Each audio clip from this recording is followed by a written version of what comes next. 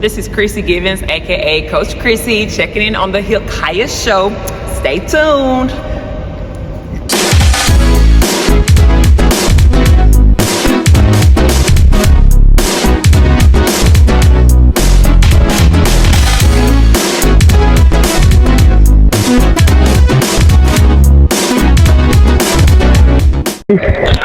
What's happening?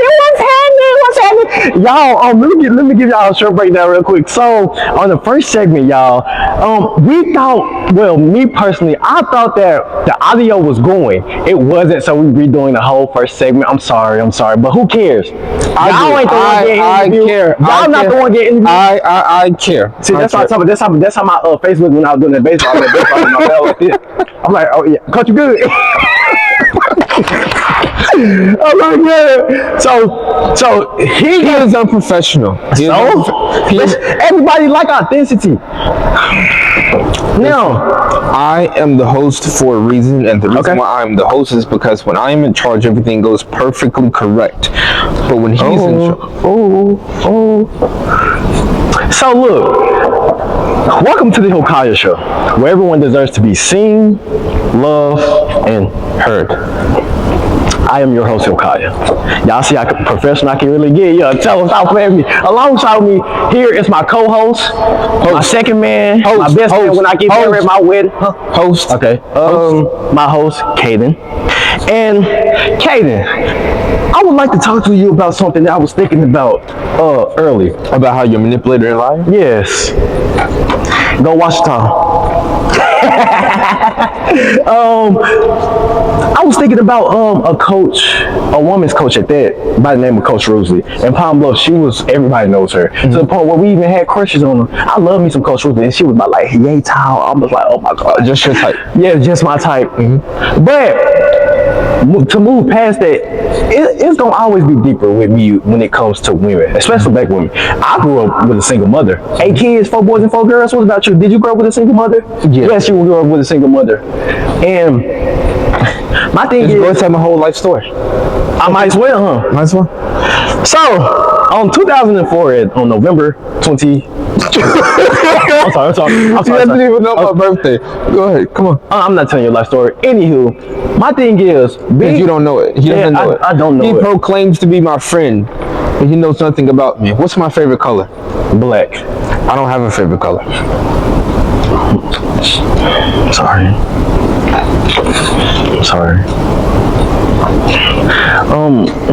All I want to say, you guys, I'm sorry once again. Can I get a hug? No.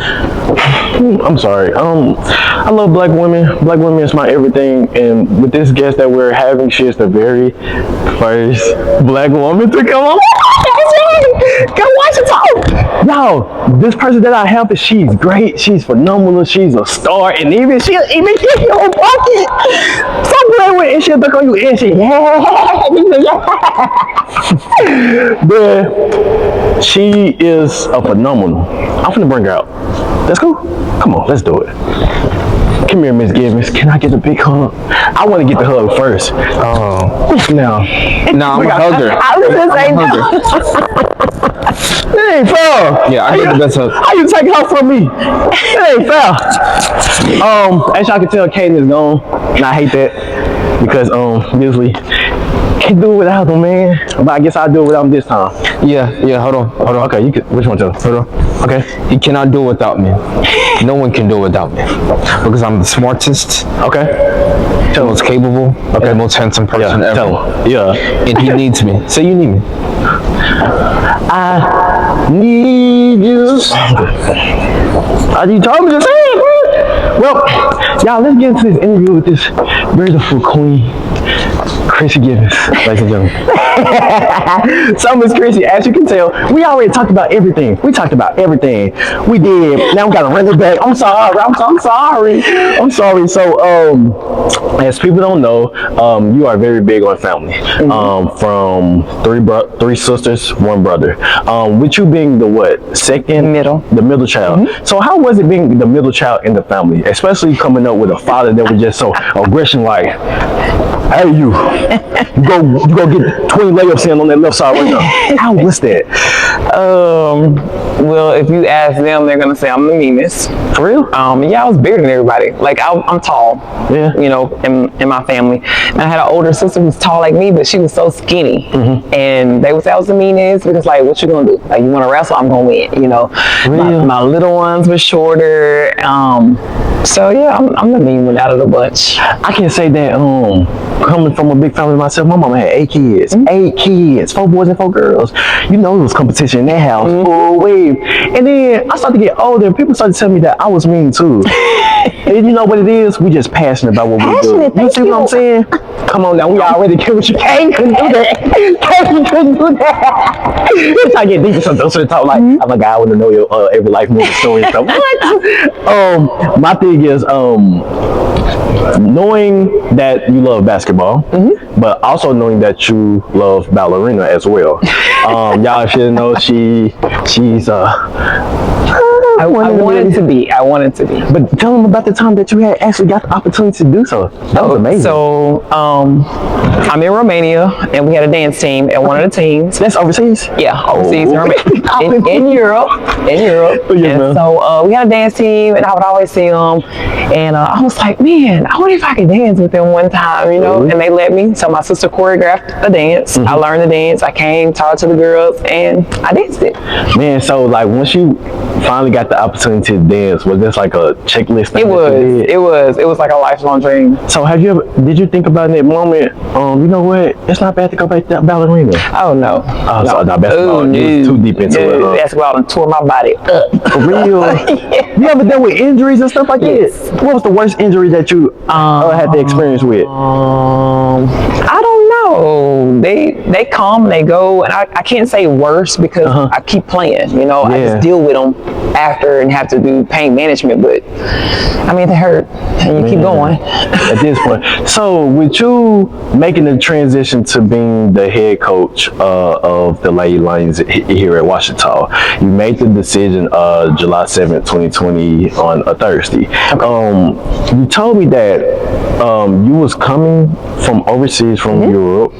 It was like a delay and you was kind of like worrying like, oh, it was COVID. Yeah, it was COVID. Oh, that was COVID year. It was COVID year. Oh my God. And I couldn't get home. Like everybody, you know, the flights weren't going like they always go. And so it took me about 2 months to get home. Yeah. And I just was like a little nervous that if something ever happened to my family and I come back, I wouldn't be able to get here. You know, so I'd already signed my contract to go back overseas. And then the job opened up.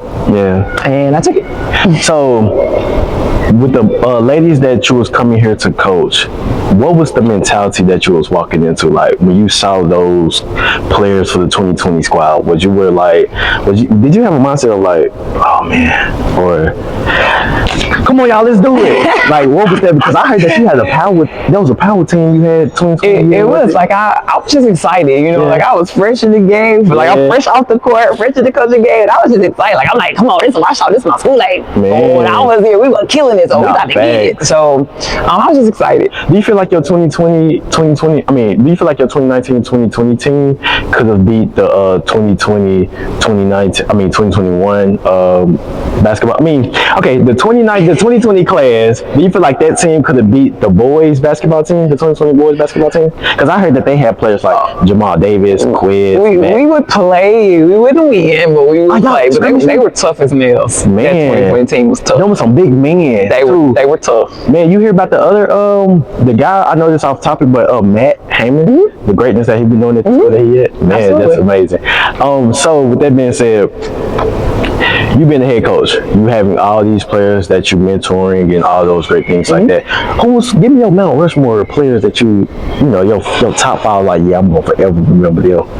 Well, I'm going to forever remember all of them. Like, it's hard to say because, like we talked about earlier, it's more than basketball. And so while some of my players didn't have the, you know, basketball, like I wanted to do this in college, they were still amazing girls, you know. So I can't say. Like, I can't say. Now, I will have to say the 2026 class is my favorite class so far. Oh. I will have to say that. It's just because they're so lively and they were so, they're into the school. So they're in so many different activities and things in the school. And that's how I was. And so I'm more apt toward, being involved in the school. And so I will have to say 2026 has been my favorite so far. And a star player of the name McKenna Cooley, she actually followed in the line with class of 2026, and she also committed to Pensacola, Florida.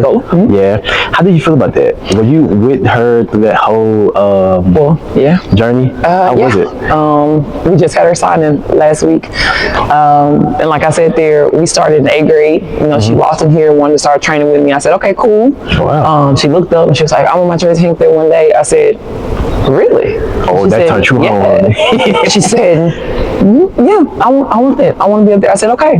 Well, you understand how much work it's going to be to get up there? And she was like, yeah, I'm willing. Now, while she was absolutely willing to do all the work, late practices, early practices, all that, like she's a worker. She's a worker. Exactly. And, the times are different.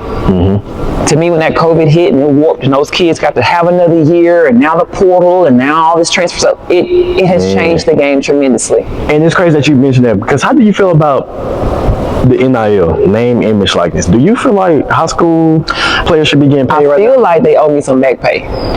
They said you was a dog. I feel like they owe me back pay. I think that they should, because if you're gonna use them to brand and sell stuff, they should get. We should have always done it. Why now? Because I had was it in 03? So, 05, 06. Yeah. You was killing. Where was it? Yeah, that's what I'm saying. Do you feel some type of way about that? Not giving you a back pay or getting paid for the year? It is what it is. Honestly, me, I would have been mad. I would still feel like them to go. Now, here's where it gets us at. Us older players, here's where it gets us, is that now you come with all of this stuff, but to me, they're not as good as we were. Yeah, I said it. Yeah, I said it. I said it. They're not as good as we were. Wow, because y'all was some dogs. Like, I'll match up with any of them right now and kill them. Like, you can match me up when I was 14 and 14, kill, because they don't have that like we had. They play too soft and too pretty for me. Yeah. And so that's where we get angry. Like, so now y'all get them the money and they're not even that good. It's how we look at it. Exactly. Yeah, I said it. They don't even go in the hood no more and get the real stars no more. They don't. I said it. Y'all heard them? Chrissy Givens. 10 toes down, I stand on it. Oh, I want to see that matchup. I like that. We was insane. I like that. So let's make a transition back to impacting young women. You impact so many young women that came across your life, even to the point where you impact a former head coach by the name of Coach Rick. Back in Middle Tennessee. So what made, because you told me that freshman year, you ain't start at all. Correct. Came your sophomore year, and you actually started all 33 games. And you told me that it was like a little situation where you was like, tell him, nah, I'm cool with my role, I'm playing stuff like that. But he kept calling you to step into that light because he saw the potential of who you can become as not only a great coach, but also a great basketball player. So how was that, like, pushing and shoving? Like, oh no, that ain't good. Like I said, I leave here and I'm this big player. I'm used to carrying teams. I'm gonna go do whatever's necessary for us to win. And so when I got up there as a freshman, you already have girls that are 3-4 years older than you, so they're doing all this. I had to find my role on that team. What's they big? Like 6'7", 6'7"? No. Okay. But I had to find my role. And in that moment, as a freshman, my role, my coach told me, was to be a defensive stopper. Yeah. But we're talking about now, after playing inside, because I was guarding post players for high school, but now I have to go out there and guard a guard the whole length of the floor, and I'm like, oh my gosh, because this is what you want me to do. And so, I didn't like it, because I'm like, I can score the ball. Like, what you mean you only want me to play defense? I can score the ball. My daddy, and I'm like, man, I want to go home. I'm ready. I want to come home. I want to go ULM. I'm done. My dad was like, no, you never quit nothing in your life. I'm not going to start now. Find a way to play. And I was like, doggone it, I'm going to find a way to play. So I became a defensive stopper, and there was nobody that was going to get around me with that ball if they even touched the ball, because that was my... What was your nickname being a defensive stopper? I know they had a nickname for you. The glove, by Gary Payne? I know about Gary Payton, but no. And so it just ended up happening. My freshman year, I get a ball. I was tying up a ball on top of a girl from North Carolina. It was on USA Today. Loved it. Oh my God, I gotta go see that. Oh my God. So, and then after that, sophomore year, role kind of changed a little bit. Of course, you graduate players, role changed. So now I'm responsible for putting in 8 to 10 points. Okay, cool. Get to it's mostly fast break, catching, ripping, and going, getting to the rim, mid-range jumpers. Coaching changed my junior year, and he comes in and says, I need you to go out there and be our leader. And I'm like, what? Sound like Monica from Love and Basketball. Oh, not after 2 years of chilling, like what? Because now the game winners aren't on me anymore. They're on somebody else, you know. So for 2 years, I didn't have that pressure. And now you telling me you want me to take all that pressure back. And I fought with him for a little bit. Speaking on that, that was a clear light that you had your back against the wall when he called you to be the leader. That's your back against the wall. That's like what you're gonna do when that pressure really shows. Actually shows your character. And how was your character showing up on days like that when he was like, hey, you gonna lead us to the finals or you gonna lead us to win this game? So how was that? I kind of blew him off at first, I'm not gonna lie. Yeah. But deep down I knew, you know, I'm gonna do whatever it costs for us to win. If that's what that man wants me to do, then that's what I'm gonna do. So I wasn't shooting threes at the time, so we had to get in the gym, we had to get in the lab. And so I spent a whole summer with our shooting coach to get a 3-point shot, and that's what I did. So every part of my game that needed to be worked on and fixed, that's what I did, because he needed me to carry this. He needed me to carry the team. And so one thing I dislike and hate to this day, I remember this one time when this college basketball player allowed me to shoot some shots with him in the little shooting machine. I'm thinking like I'm gonna feel like a full NBA player. Tell me why them balls started shooting out heavy. They shooting fast too. Yeah, I couldn't handle that. It was too strong. I love the gun, man. Call it the gun. I was shooting the ball. I was so cool. Like I was like coming right at your face. Yes, it was fast. So I'm like,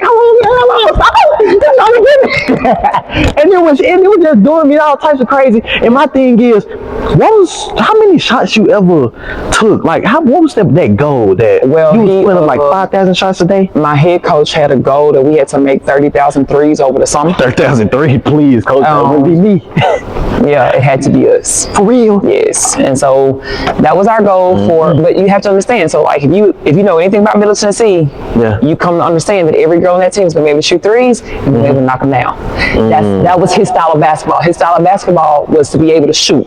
Have you ever got nervous when the ball came to you in the corner or the wing and you got to shoot that three?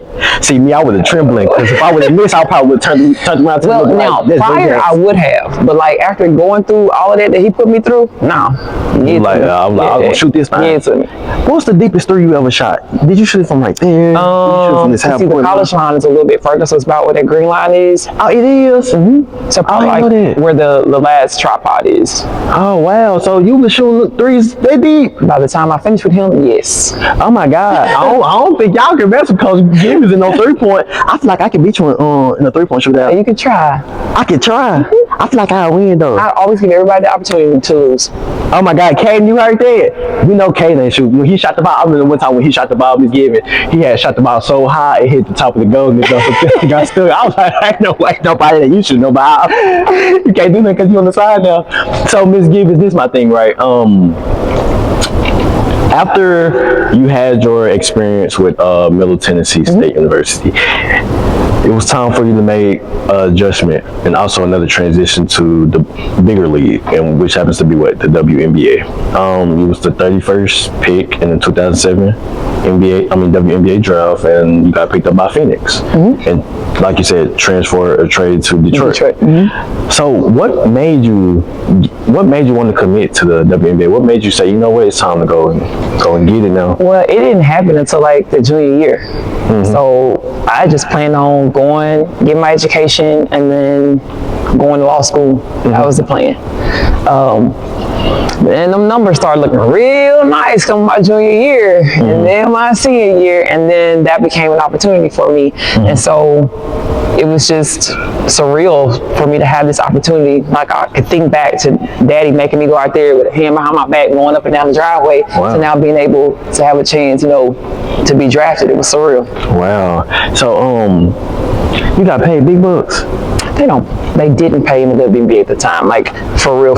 Now I hope that they eventually get that money right, because those women play ball, but at that time, it was a difference. Yeah. So most of us went overseas to make some money. To make the money, yeah. And then your story reminds me of Love and Basketball. I'll tell you this already. Like I said, people classify that a horror movie. I'd be on TikTok, they'd be like, oh my God, the way that Quincy did her, it was insane. But I feel like they missed the bigger picture of it all. It was more about basketball, your character, than it was about love. And perseverance. Exactly. So what was your favorite part of that movie?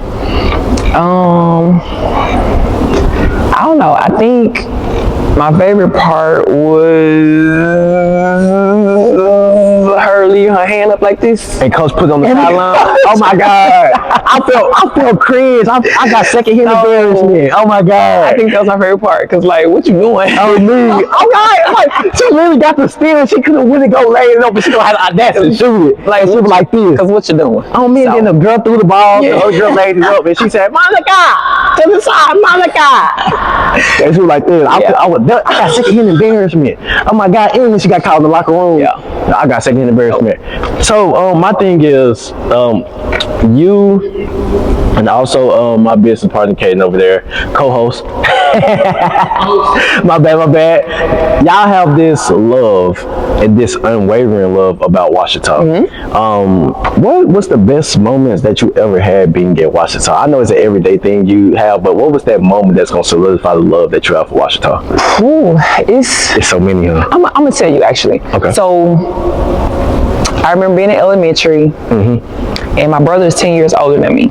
And so sometimes we would have to come out to the school while I was still young. And it was just coming out to the school and just seeing this big old nice school. Like, I was like, oh my God, this school is gorgeous. It's surrounded by land. It's in the middle of nowhere. Now that I think about it, it's like my house where I grew up at. So maybe that's why. I don't know, but I knew from very young that this is where I wanted to be. And so it's just always been me wanting to go to Ouachita, And then when I was coming home sometimes from overseas to fly and then see the school sometimes, I was like, oh my God, like, I love my school. Wow. You ever thought about a Netflix series about your life? You have a Netflix series life. You do. Oh my God. It's so many other people that have that life though, I mean, it's not like, okay, it's not gonna be like billions and millions, but it's because how you talking? I want to see that story, cause how you explain your dad and your mama. Now, Catherine and Joe Jackson. So let me tell you, I don't need the Netflix. They need the Netflix story. Like I tell my sisters all the time, when I go there, I just need to have a GoPro because they are so funny. Like, real? Yes. Oh my God, I got to come. Kaiden, we got to come go experience her family. I'm telling you, we got to. They are hilarious. Wow. Oh my God. Who's the funniest out of your mom and your dad? My mama. For real? Is a character. Oh, she and I bet she come from that country, huh? That country. She does. Oh, I know she crack. They crack so good. The people from the country crack so good. It'll make you want to go and commit suicide. Like my mama, man, my mama's so crazy when she joking. I be have to, hey, and she about shortest ever. I'll be like, I ain't been thought I'll be like this. I can tell your parents. No, they meet their own.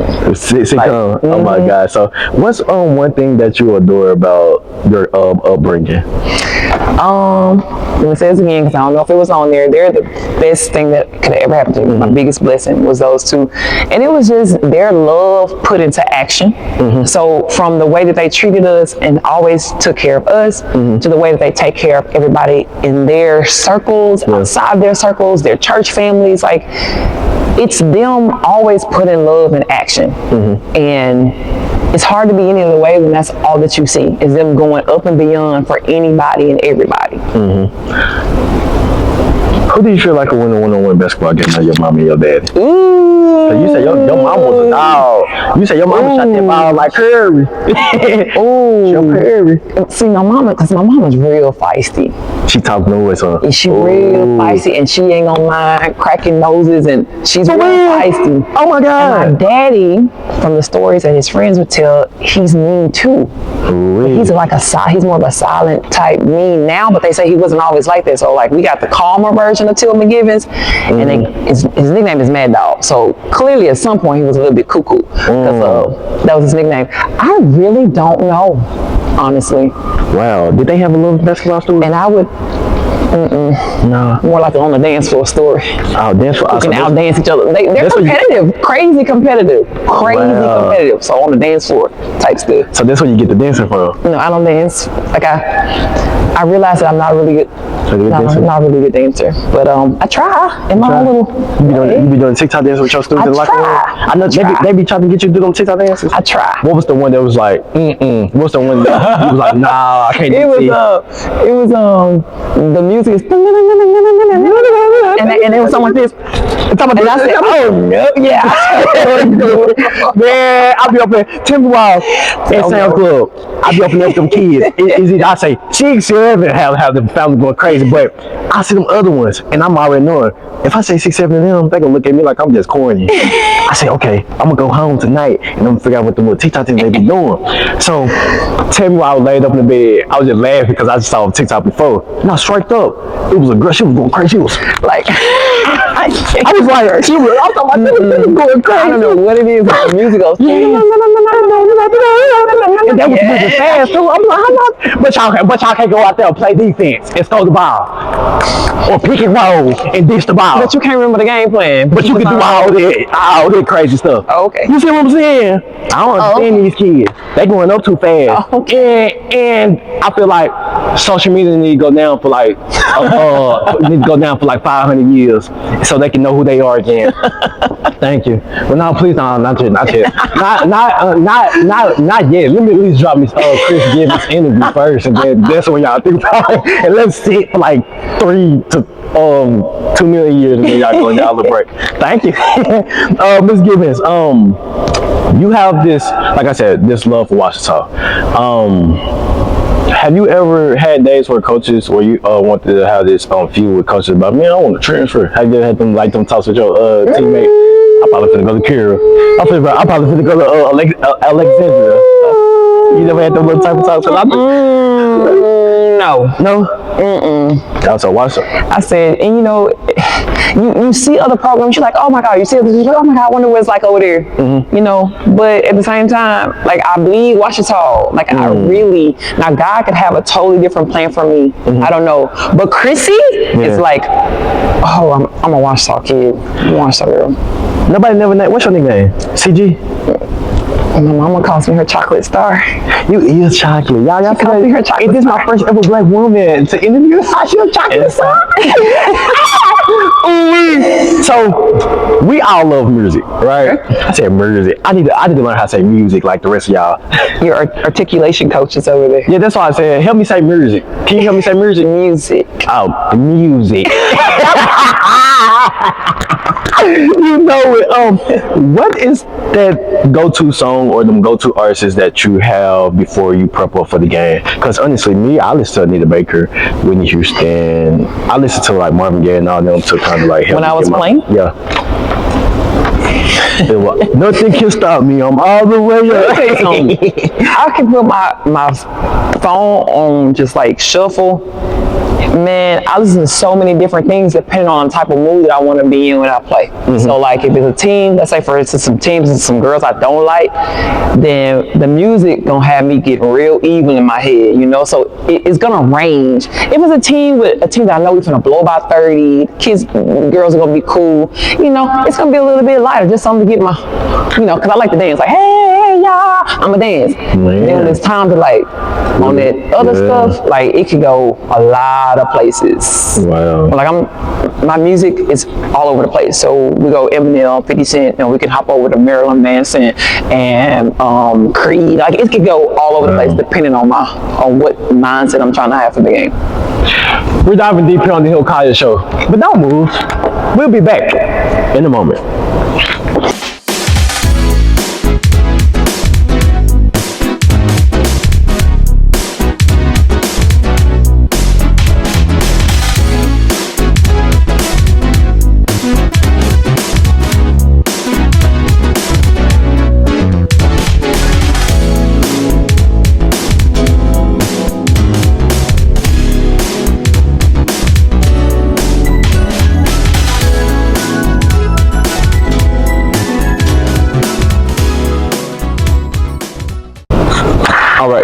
So, changes have been made. Hill is a liar and a manipulator. In fact, he's behind the camera, not showing his face like he would typically do. So it's just me and my lovely guest, because I'm the host and he's the co-host. So now he left me to do the second segment of the show all by myself, but it's okay because I'm a professional, unlike him, because the first segment, you couldn't be able to hear anything. That's his fault. So if you watch this and you're only seeing my lovely, beautiful face, it's because he was unintelligent and could not do the first segment of the show properly. Are you ready? I'm ready. All right. He wasn't a Ouachita fan anyway, so it's fine. Mrs. Givens. I'm calling you Mrs. Givens. Is that okay? Mm-hmm. One of the things that I asked you off camera was about ambition. I asked you, what's there a price for ambition? I want to give you a personal story. Lately, I've been doing a lot of things with Hill, like a lot of events, a lot of interactions and things like that. And so as a byproduct of doing that, I had to say no to certain things that would keep me on goal for what it is that I had to achieve. And I understood that there's something called trade-offs, like a sacrifice that you must have to make. You must give up something that you want least for something you want most. And so as of right now in this period, I have sacrificed sleep. I've sacrificed my diet, gym. I don't really do those things as often as I would typically do. And one of the things that I'm thinking about for you is, if the price of ambition is sacrifice, how did you know that you were willing to make the sacrifice in the first place? How did I know I was willing to make the sacrifice?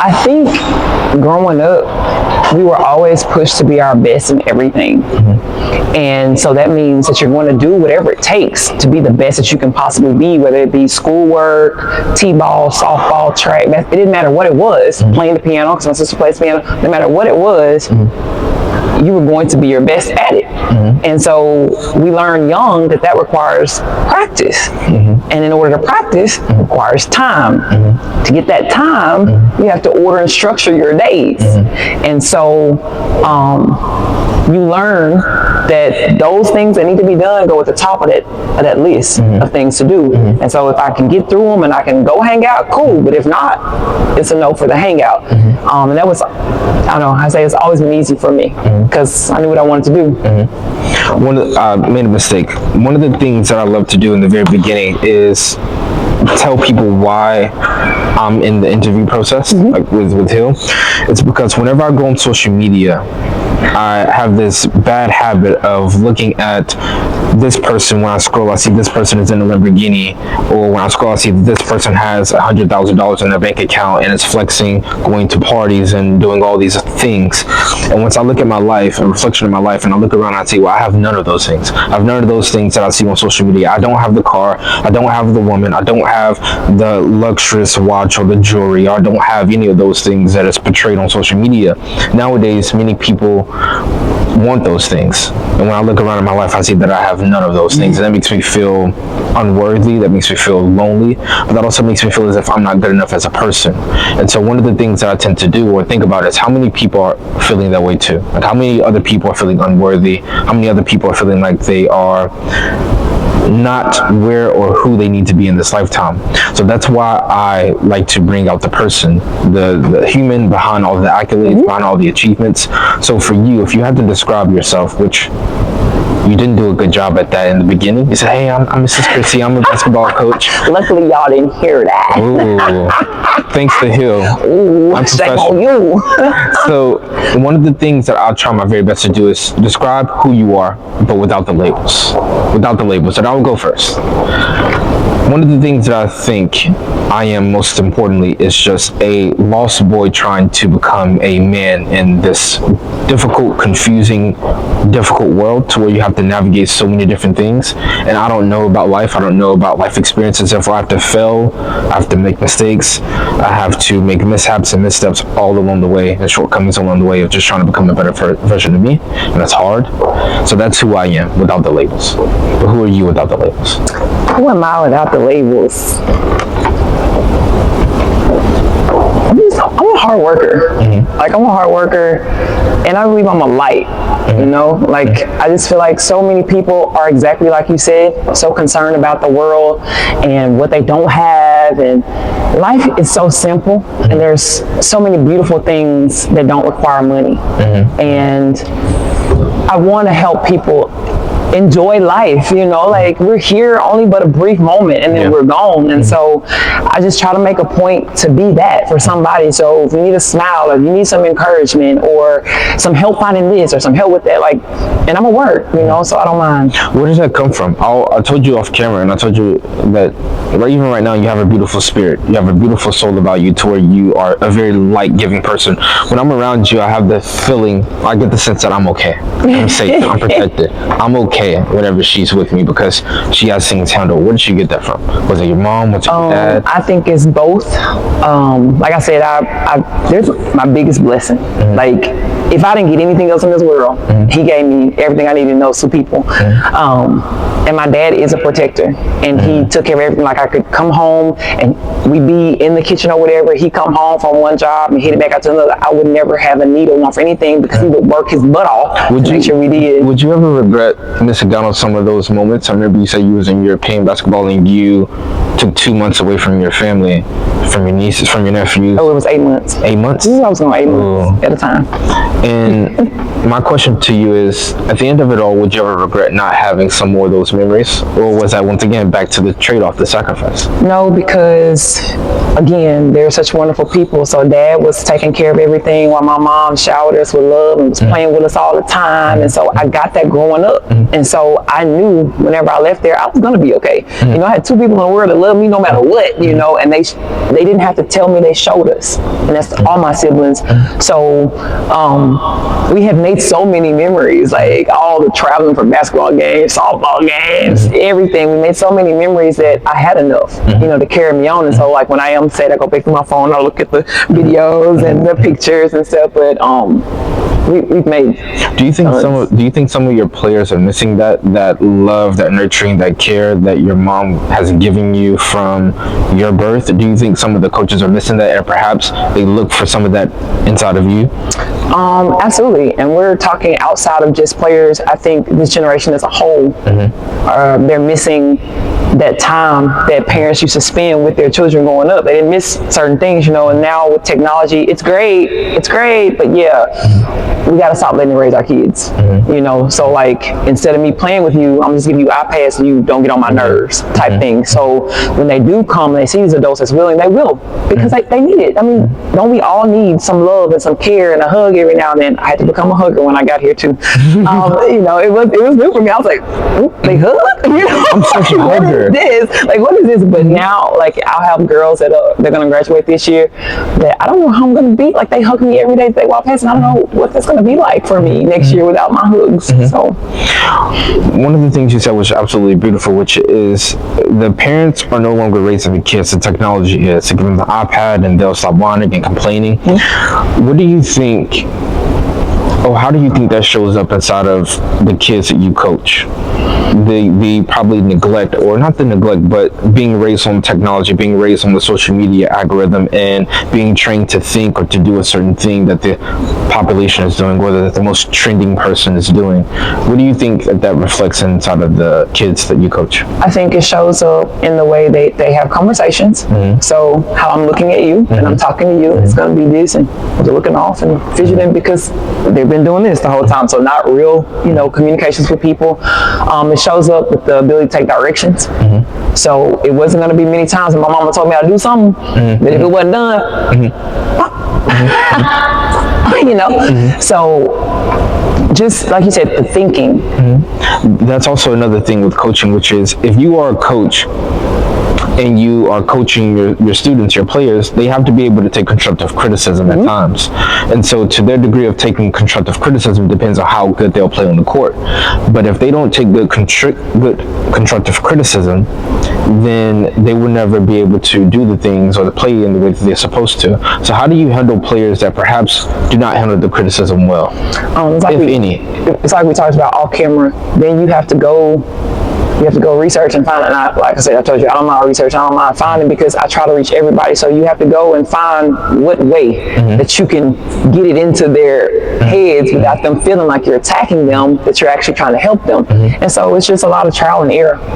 You just go back and forth. Is that a hard thing to do? To find what specifically makes this person tick? Everybody wishes it could all be the same. You can go one way with everybody. But that's not the case. And so once again, I don't mind working. So the extra work to go find, because I have a kid that needs something a little bit different.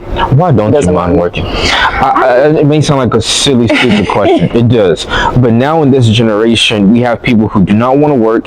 We have people who would rather take the easy route, the easy path out, and just simply do not want to do the work required. And so nowadays, I see that it's a lost art of doing hard work. Not many people want to have or spend hours inside of the gym, or hours looking at game tape and just figuring out what players are doing wrong, what players are doing right, and how can we then craft a better plan to make sure that we win the game. No one wants to do the hard work anymore.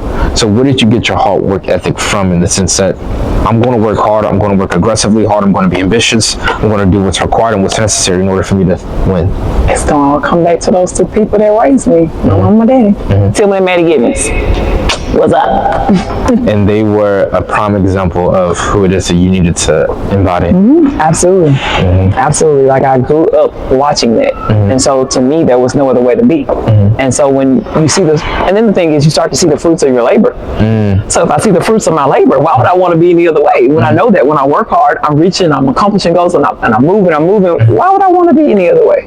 No matter what it is, I'm going to work hard.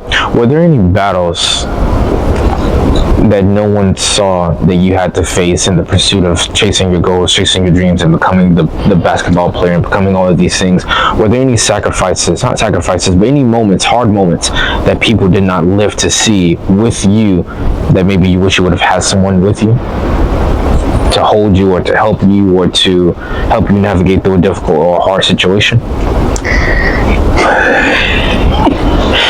I am my mother's daughter, and my mom is a tough cookie. And yes, mother, I'm about to tell this story, and so they can come lock you up later. So this is the house I was raised in. I'm a little bitty girl. I get stung by a wasp. What would you do if you had a daughter that was stung by a wasp and was crying and screaming? Yeah, like, I would freak out. Let's go to the hospital, let's do something. Okay, so my mother must have removed the stinger, and I'm still crying because I'm a little girl. Like, what am I? And my mama looks at me, she said, look, I done done all I could do. If you're gonna die, you're just gonna die. So she's tough. Like, she is tough. And she raised us tough. So yes, I'm gonna go through things, but I know that's life. You know, and I know that God is the all. And if I'm going through it, I was meant to go through it to grow in some way. So those moments, I go to God. And I just talk to him. If I had to cry, I cry to him, and he knows, and everything always works itself out. So yeah, it was tons of moments, but those moments he took care of, and he was right there to comfort. And so that's what they instilled in us. You know, it was being tough, and that, like, even now, her phone's on Do Not Disturb. She has kids. And I said, well, mama, you know, like, your phone, I can't do nothing. Call 911. You know? So you get used to this. I know if I need something, I go to the big man upstairs. I'm going to ask a question I'm going to regret asking, because it's such a simple answer. Would you ever trade that for the world? No. You wouldn't? Absolutely not. Would not. I see with parenting, with mothers, you can either parent two ways from what I've seen, which my mom is the very nurturing, caring type, like, oh, are you sick, baby? Let me make you some soup. Let me go get you some medicine. Let me go take you to the doctor. Like, she's the nurturing and caring type. And then sometimes that can hinder a child, because now they become codependent upon their parent too much. And there's the other parent that is just like your mom, like, okay, look, you're going to figure it out. You're going to get it. You're going to get it done. Hard times, bad times, good times, whatever. You're going to figure it out. You're going to get it done. Do you think growing up, if you had to parent away, what way would you parent? Would you parent the exact same way that your mom did? I feel like I would. Maybe a little bit more nurturing, because now that I have my nephews, I find that I'm a little bit more huggy, you know. But definitely the hard type, because life is hard, you know, and it's gonna be moments like, if my mom passed away or whatever, we're gonna keep it here for another 50 years. Yeah, you know, 1,000 to 1,000 years, but you know, I have to be able to go on. And so if you're coddling your kid and something happens to you, then how do they make it? When you're not able to be there, how do they go on? You know, if you're not teaching them how to stand on 2 feet, it's a good little balance, you know, because I'm not saying my mama never was nice to us, because while my daddy would never say good game, oh, my mama was just, oh, you're so amazing, you're so great. So it was, you know, a good balance. And it was good to have the 2 people in the household, because when one had to be tough, the other one could, and then they could swap at different moments, different times. So I just think that it's a good balance in between. Ooh, do you think you would have been different without the support from your mom or the support from your dad? Do you think you would have? In what way? I just think that. And do you think you would have came this far without that support? No, I don't. I feel like when you're a freshman in college, 8 hours away from home, and your parents are driving 8 hours to come see you play every home game, you tend to go out there and put a little bit more effort onto the floor than if I didn't have anybody in the stands. But like, I knew my parents were there. All this money they putting in for me to play AAU ball and traveling all these places. Oh no, I gotta put it out on the floor, because they're doing so much for me. Walk in, my daddy passed out because he didn't work 4 jobs so that we can go take the then I feel like that support in that way was a drive for me, because they put so much into what I was doing that I needed to give something back, and that was how I gave it back, by going out there and absolutely destroying my opponents. That's how I gave it back. Do you ever feel like there's a burden that you now have to, not a burden, do you ever feel like you can never repay back your parents for all the good things that they've done to you? I will never be able to pay it back, but I will always try, in that I will always try to be the best person I can be, and live in the way that we were raised to live, and that was always to love people and put God first, and then to ensure that His light is being shed through everything that I do, you know, and to always want to be helpful to other people, because that's what I also grew up watching, was my parents taking care of so many other people. Even now at 75, they're still taking care of other people, and that's what I grew up seeing. Do you think, even for someone like you who is ambitious, who is striving, who is goal-driven, do you think someone like you can sometimes struggle with being there for people when they need it the most? Because it goes back to sacrifice, whereas if you're out on the court and your friend, let's say, or a distant cousin or second cousin, they need something, and sometimes you have to say no to that person, does that ever make you feel guilty, like, man, I wasn't there for that person when perhaps they needed something, not even needed you, but needed something, and I wasn't there to provide it? I don't think it's ever been that way. Because if you know me, you know me. And you know that if there's anything that I can ever do to help, then I make it happen. You know, if I can't do it, then I reach out to other people. I make it happen. And like you said, if you know me, then you know that, okay, if she didn't answer, for sure she's busy doing something, because I'm always doing something. But she'll always call back, and then however I can help, I'm going to help. Whatever friendships. I don't have friends. Hill is not a friend of mine. I don't have friends. And the reason why I don't have friends is because sometimes whenever I tell them no to something, they can't accept or handle that no. And so it's very difficult to remain that friendship with them. You're not on. This is not your segment. Sorry. This is not your segment. Right. And they're not willing and capable of understanding that, listen, I can't necessarily be here all the time because I have to do X, Y, and Z. And so is there any friendship that you lost that you really wanted to hold dear and close to you in the process of just becoming that greatest version of self? Playing basketball, being ambitious, staying in the gym, whether it be at night or whether it be in daytime or in the morning or all times of the day? Not really. Like I told you off camera, I've been blessed with the people that have been on the path and through my journey, that like my best friends are my teammates. So we grew up playing from I think 7 or 8, and we played together all those years. And so we all are extremely ambitious in our different areas of our lives, and so we understand that drive, and that's probably why we're good, because like we'll talk every now as grown-ups, we'll talk every now and then, but we're each still striving to do great things in our lives. And so they understand that, they understood that, I understand theirs, and so it's been pretty easy going. How important do you think that is? How important do you think it is to have like-minded people around you? They're like, that's just saying to where you are the sum of 5 people that you hang around. How important do you think that is to have like-minded people around you, to continuously strive, to continuously do better, and to go into constant pursuits of your own goals? Oh, I think it's extremely important. It's why growing up, they always say, birds of a feather flock together. And so if I'm trying to fly high, I can't be with nobody that don't have no dreams and don't want to fly high. So you tend to need to flock with birds that are going to fly high like you. And so I think it's extremely important because they're going to push you too. They're going to check on you. Shouldn't you be doing this? You're not going, like they can say the different comments that'll kind of reel you back in if you ever so happen to want to get off track, but I think it's extremely important. If you can say, which is going to be the last question, I'll ask a lot of questions. If you can say one last thing to your team, you will never meet them again, but you can say one last thing to them that you haven't said already, what would that be? That I haven't said already. Yeah, what would that be? I tell them a lot of stuff. Ooh, we don't have enough time for me to think that I haven't said already.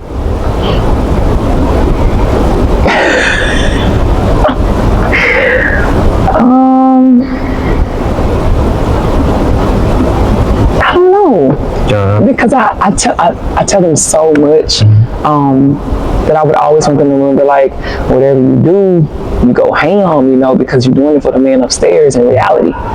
Because whatever you're doing, he gave us a gift, an opportunity to do. So you do it for him. I tell them I love them. They know I love them.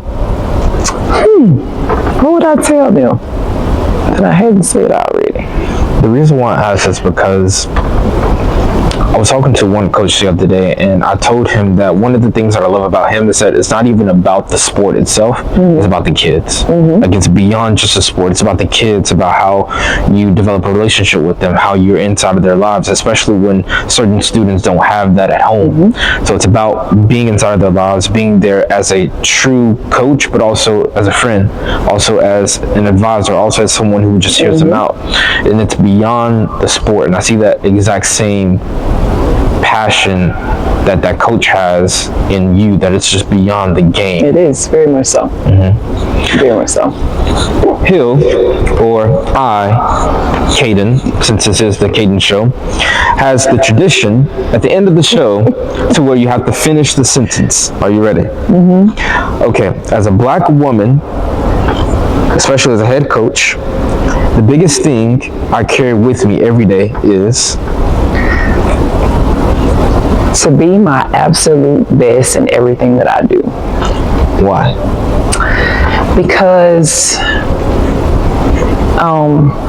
you just never know how your best could help push others toward their best, So if I can be the best friend or the best sister, it helps maybe rub off on somebody else. And so if I can be the best version of myself, I can hopefully impact the lives of everybody that I come across. Do you think that's hard to do? Allow others to be their best version of self, because it goes back to them having to take that criticism, them having to take, okay, well, listen, I see so much passion or potential in you, you're doing this wrong, so let me change course of action, let me tell you what to do instead. But they have to listen to that advice. Do you think that's hard? It can be. Not that it's hard, I think it's frustrating, because like when you see that potential and you see where it could go, and it's almost like they're refusing, like on purpose, like no, it's frustrating. But when you love them enough, you fight through the frustration and you keep going and you keep pushing, and you don't care I don't care how mad you get at me, I'm gonna keep coming for you because I want the best for you. It's just like a parent, any parent should do. Yeah. They talk about awesome little stuff right now. Don't move. Stay right there. The Hilkiah hot seat. It's up next.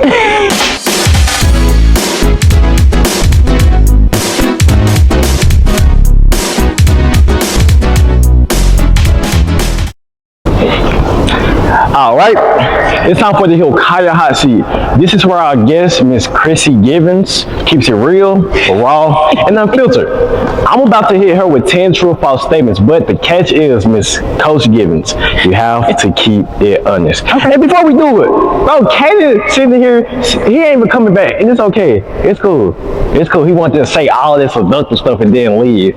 That ain't right. That ain't right. But let's get into it. You ready, Miss Coach Givens? Yes, I'm ready. All right. Number one, true or false? Your coaching style breaks more players mentally before it builds them up. True. Want to explain? Like I said to you early, you build the relationships first, right? So they need to understand that coach is going to take care of us. I don't care what it is, what time of night. Like, I'm going to take care of you. But in order to get where you want to be, especially because I like to hear what they want to do with basketball first, because that's going to matter too. So when I hear where you want to be, I gotta break it down, because sometimes you already think you know and you don't know. So either that breakdown costs me whooping you one-on-one, you know, some of those came through that. Go ahead and have to show you, I know what I'm talking about, so I'm gonna show you what I'm talking about. Go ahead and whoop you real quick. And so then she knows, and now they'll listen, you know. So yeah, sometimes for some, I feel like you have to break down first, and then they're open to listen. You gotta pour out some of that water by whooping them, and then, you know. I feel like I can beat you one-on-one though. I don't. I check up one-on-one. But I like that you have confidence. I feel like if you leave me up and let that 3-point line, I'll shoot all day. I would let you shoot all day. For real? Yeah. So that's gonna make me nervous, make me mad. Correct. You know you play chess with me. I play. You have to. It's 80% mental. Oh my God. Number 2, true or false? You don't coach for popularity. You coach knowing some players will hate you in the moment. Ooh, absolutely true. Too true. Wow. Too true. Too true. Because it's not about me. Yeah. It's about them. And so I'm gonna be whoever I need to be to get it through to you, so that you can be the best version of you in whatever area you want that to be, and whether that's being an entrepreneur, a ball player, a hairstyle, I don't care what it is. You need to understand that you can do it. And so if that takes you being mad at me to pull something out of you, then I'll take it, because my shoulders are broad. I can handle a lot. Yeah. You be wearing the cape a lot. You be wearing the cape a lot like you're Superman. No. You better stop being people saved you. I had to learn the hard way. All right, number 3, true or false? You've had to bench players who are more talented than your system can handle. True. Wow. Number 4, true or false? Your standards are so high that some players leave before they ever reach their potential. I would say true, because I think like me and Shemaya was talking, you mentioned Shemaya Allen, we were talking just yesterday, she came to me and she said, Coach, you was right, like speaking and saying good morning when you walk into a place. And like, to me, sometimes it takes a little bit for you to understand what a coach was actually trying to say to you. It's the same with our parents. So a lot of things that my parents said to me, I didn't get at the moment, but now as an adult, I'm like, oh my gosh, you know, like, and I'm so thankful for it. And so my daddy used to tell me all the time, Chrissy, you're not gonna see it right now. You're gonna see it years from now when they come back and tell you how much they appreciate what you said to them. And I've had that happen, the most beautiful thing in the world. Because we be so trapped into wanting to hear it in the moment that we don't really let it process enough for them to understand the future. That's why we be that's why I said we all gonna always be emotional reactive people. Quick. That's why I mentioned to you about why does it take us so many times to understand what we need to do in the beginning? Why does it take us getting hit 50 times to make us realize we're supposed to do it that first time? You see what I'm saying? But number 5, true or false? Winning games is less important to you than building discipline that lasts a lifetime. True. True. But sports don't last forever. It don't. It don't. It's more important that you are a solid person, a solid human being. Yeah. I just couldn't grow. That's why I didn't take it far. I stayed 5'3" forever. You know, when I go around tall people, I be feeling like a female. Like a little small petite female. Sometimes I walked up to the 6'7" dude. I said, "You so tall." And then me and his wife was looking at him like this. And I looked at him. I said, "You taller than me." I'm like, they bust out laughing. That was so funny, man. But number 6, true or false? You've been called too hard by people who never coach at your level. Yes. And called too hard for people who never even played the game. Ooh. So, hey Rob, you didn't put that in the song. The thing is that this guy posted on Facebook not too long ago, D1 players have D1 parents. So if you've never been at that level to know what that type of coaching is like, because it's hard, then how can you say, you know? So yeah, I've been called too hard by people who never played the game. Man. That's fine. Again, broad shoulders. Broad shoulders. I like that saying. Broad shoulders. Every time somebody try to project something on me, I'm like, broad shoulders. I can handle it. I can handle it. Hey, that's hard. I can handle it. You know what? I ain't gonna steal your saying. Nah, I ain't gonna do it. Because I already see his face over there. I'm good. I'm good. Number 7, true or false? You've had parents question whether your coach coaching is helping or hurting their child. Yes, and you're gonna have that all the time. Yeah. All the time. Once again, if you've never played at a certain level, you have no idea what's awaiting for them there. And so, again, with the coddling, if you're okay with coddling, then be okay with them staying at high school and being done. But if you're trying to push to go to the next level, and then even a level after that, Yeah, let coaches do their job. let coaches do their job. Be quiet. Man, at this point, Be quiet. Or you should have done your job before they got to you, to the coaches, and then the coach wouldn't have such a hard job to do. yeah. You know what I'm saying? So, Yeah, I feel like it you really, should have been doing left hand layups when they were 7 and 8 see years what old. I'm You should have saying? been doing that ball. Y'all was watching TV when they Exactly. were 9, 10, 11 years old. Yeah. Exactly. Yeah. Cause then mama say it starts at home. It starts at home. It starts at home. Mama don't play about that saying. It starts at home. It starts at home. True. And yeah, make sure y'all tell y'all kids to respect people that's older than them. I be being disrespectful all the time. Yeah, I know y'all looking at me like you do the same. I know mama when you watch me, you be like, I don't know why you talking. You be disrespecting me at times. No, I don't. Now, love you. Number 8, true or false. Some players quit not because they weren't good, but because they couldn't handle your expectations. True. Ooh-wee. True. Number 9, true or false. You've made lineup decisions that cause tension in the locker room. I'd say true. And last but not least, number 10. Okay. Yeah, Oh, gosh. They say y'all be singing like Chris Brown and Usher. There's something in this liquor. Oh yeah. Do you want me to say yeah, or you want me to tell the truth? You can tell the truth, please. No, you don't. Sorry. Okay. Number 10, true or false. It's okay. It's okay. You have other talents. They say I be singing like Michael Jackson. Let me see. Remember when I we just talked? can't help it. If you wanted to, Remember, I can't help it. me and Kaiden were talking about hanging around the right people. Yeah. So those people that are telling you that might not be the right people. Okay. Okay. I'm gonna purchase so next time you see me, I have my Michael Jackson series. All right, number 10, true or false. You've had moments where you question if your coaching style is misunderstood. True. Want to explain? Because like people will always say it's too hard, but I love harder. So you don't understand the relationship that I've built with my players. So when you see certain things like, oh my gosh, she's crazy, but you don't understand the relationships because you haven't seen the water fights and the hide and seek and the scares. You hadn't seen all of that stuff to understand that I coach hard, but I love them harder because at the end of the day, the human being is the most important to me. Wow. So yeah, and it's gonna always be misunderstood once again. The Queen, broad shoulders. Broad shoulders. Hey, I'm gonna put that. Remind me, Kaiden. Remind me, Miss Givens, to put that as a caption because I want people to understand broad shoulders. I like that. And you're gonna be misunderstood. And before we go on break to the last segment, I got a bonus, right? Okay. True or false? Hilkiah can beat Miss Coach Chrissy Givens on the 101, and Hilkiah can beat you 50-0. Please don't lie to these people. Go and boost my ego for a second. Heck of false. I don't know what's another word to say how false that is. But yes, no es verdad. No es verdad. So you feel like I can't beat you? No way. Oh my God, No way. Miss Chrissy. No. I feel like we need to bring some more out to get this on camera. No. I feel like I can beat you. Bring them out. 50-0. I really turn up when there's people in the stands. For real? Let my mom and dad be here. You will be destroyed. You bring mom and daddy. Y'all come out. I wanna.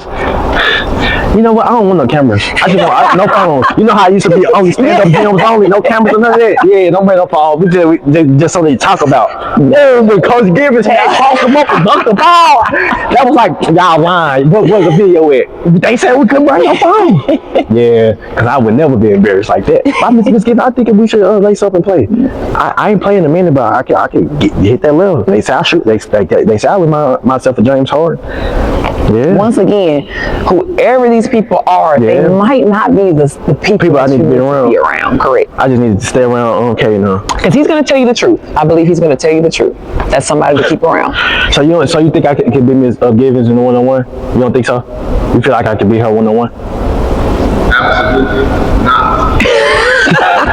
my kind of person.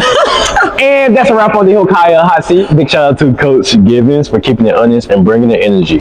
If you're loving this conversation, make sure you hit the like button, drop a comment, and share the Hilkiah Show with someone who needs to hear this. We'll be back in a moment. Hello, everybody. I'm John Jeter, proud owner of Enoch's A Cafe, located at 504 Brest, directly behind Enoch's Pub. Here at the cafe, we serve all kinds of different beverages, smoothies, milkshakes, teas, loaded sodas, and of course, coffee. We also serve a wide variety of food, including wraps, breakfast burritos, New Mexico style breakfast burrito being the big one, and more to come. We also serve baked goods by Good Measure Baking. So come in and see us. We are pet friendly, wheelchair accessible. We have a textbook, legal book library, a kids area, nice patio outside. Come relax on.